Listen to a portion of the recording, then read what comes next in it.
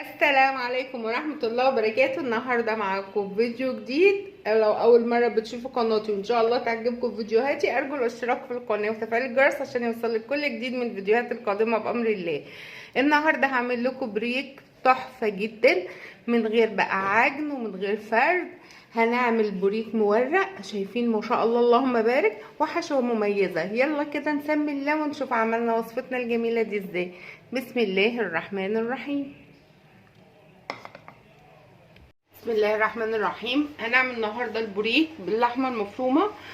انا عملته قبل كده بالهوت دوج وعملناه بالفراخ تقريبا.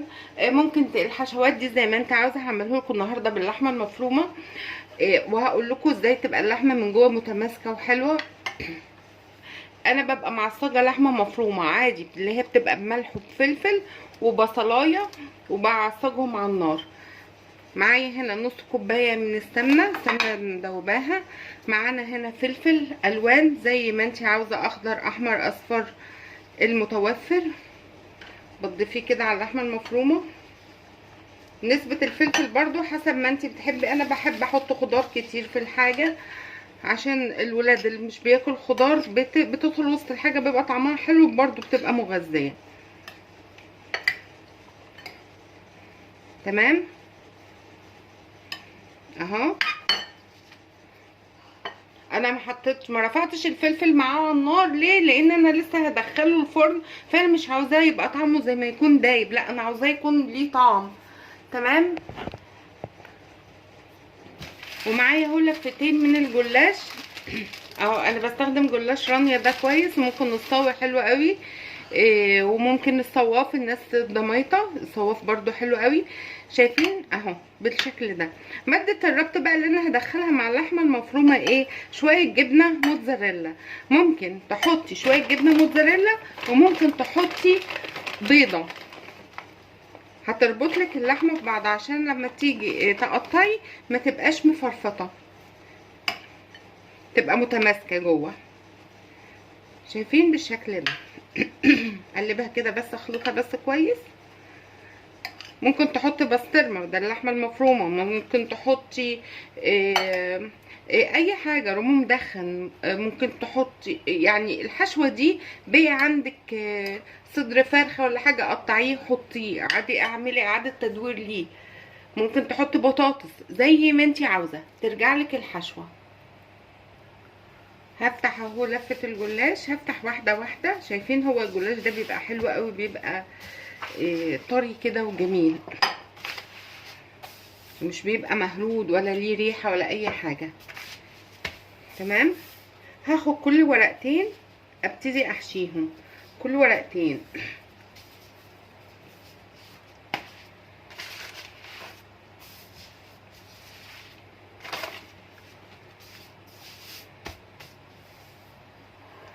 الاول همسح كده مسحه من السمنه، مسحه بسيطه كده من السمنه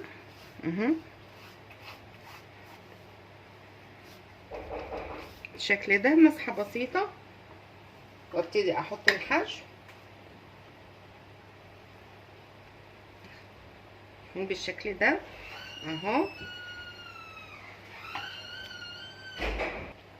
اهو. شايفه حطيت الحشو كده، وباخد كل ورقتين ابدا الفهم اهو.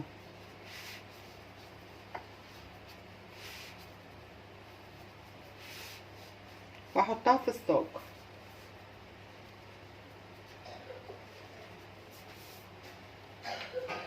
انا هستخدم صاج 30 في 40 على اساس ان دي برضو بتبقى 30 سنتي اهي، بتبقى بالظبط على قد الصاج.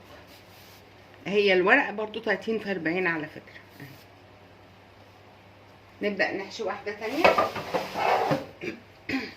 برضو رشه كده، مسحه من السمنه، مسحه بسيطه قوي من السمنه، مش هنكتر. يعني لفتين الجلاش دول هياخدوا نص كوبايه السمنه دي.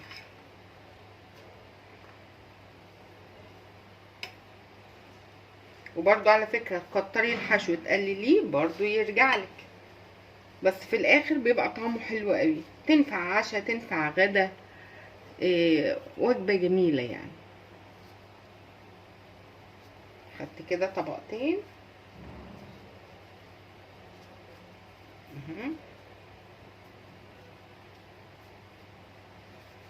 نبدأ نلف، واحنا بنلف بنقفل كده حلو قوي.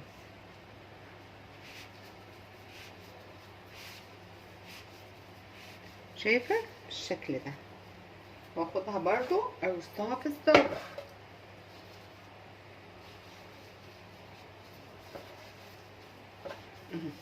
اخلص بقى انا كده كل الكميه دي وارجع لكم تاني. اهو ما شاء الله خلصتها كل الكميه اهو. نبدا اهو زي ما انا قلت لكم شويه السمنه اهو لسه باقي منهم. ادهن بقى وشها كله كده من السمنه بالشكل ده.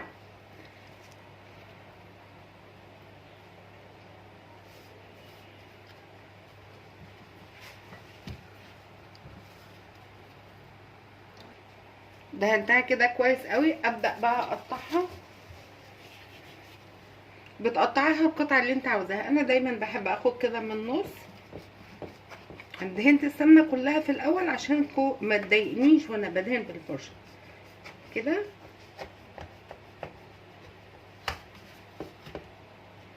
وكل واحده هاخدها 2، هتبقى كده الاطوال حلوه متناسبه.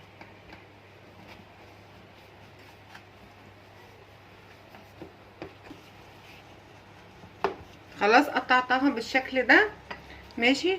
هبدأ بقى اجيب بيضة لكل لفة جلاش، يعني كل نص جلاش باخد بيضة. ده عشان انا عاملة لفتين، عشان عاملة صاج كبير 30 في 40. هاخد 2 بيضة، 2 بيضة ومعاهم كوباية من الحليب طبعا، ومعاها ملح وفلفل.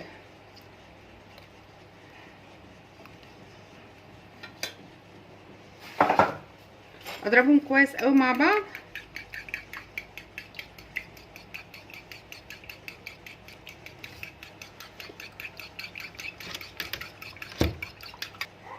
بعد ما ضربته كويس قوي انا عايزاه كله يعني فاكك البيض كده. انا بفكه باللبن واصبه كده. صبيته كله بالشكل ده.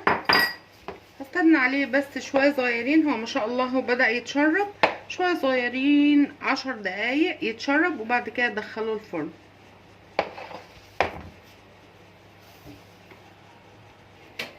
اهي اتشرب خالص اهو ما شاء الله اللهم بارك. ادخله الفرن درجه حرارته 180 لغايه لما يبقى لونه ذهبي وجميل كده، اوريلكم ان شاء الله. ما شاء الله تبارك الله لما طلعت من الفرن عايزه اوريها لكم ما شاء الله.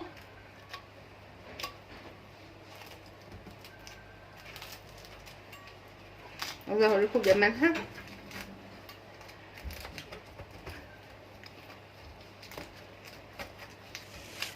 طبعا هي لسه سخنه